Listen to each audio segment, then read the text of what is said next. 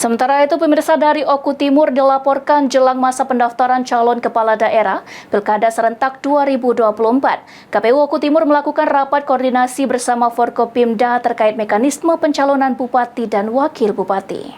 Hadirin sekalian yang berbahagia, puji syukur kita panjatkan. Jelang masa pendaftaran calon kepala daerah Pilkada serentak 2024, KPU Oku Timur melakukan rapat koordinasi bersama Forkopimda terkait mekanisme pencalonan bupati dan wakil bupati. Ketua KPU Oku Timur Denis Firmansyah menyampaikan, pada akhir bulan Agustus ini akan memasuki masa pendaftaran dan penyerahan berkas calon bupati dan wakil bupati Oku Timur. Tidak banyak mekanisme pendaftaran calon yang berubah dikarenakan sampai saat ini masih digunakan undang-undang yang lama. Ditambahkan Denis, bagi anggota legislatif yang akan mencalonkan diri sebagai kepala daerah diwajibkan untuk mengundurkan diri terlebih dahulu dari keanggotaannya sebagai anggota legislatif. Sedangkan bagi calon yang berasal dari incumbent kepala daerah hanya diwajibkan untuk cuti dan tidak diwajibkan mengundurkan diri.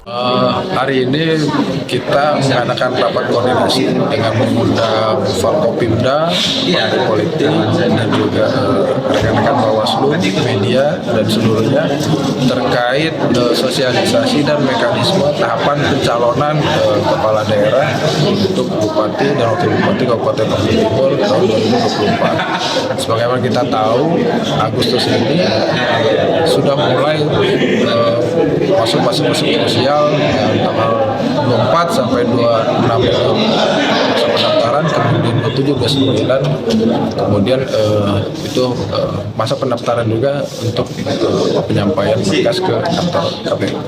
Kalau undang-undangnya kan kita masih pakai undang-undang yang lama. Kalau calon legislatif itu atau dewan itu kan dia harus mundur. Jelas kalau dari penyampaian materi dan juga di undang-undang termasuk PKPU. Sementara kalau untuk incumbent itu kan hanya diberlakukan cuti. Pendaftaran dan penyerahan berkas calon kepala daerah akan dimulai pada tanggal 27 Agustus 2024.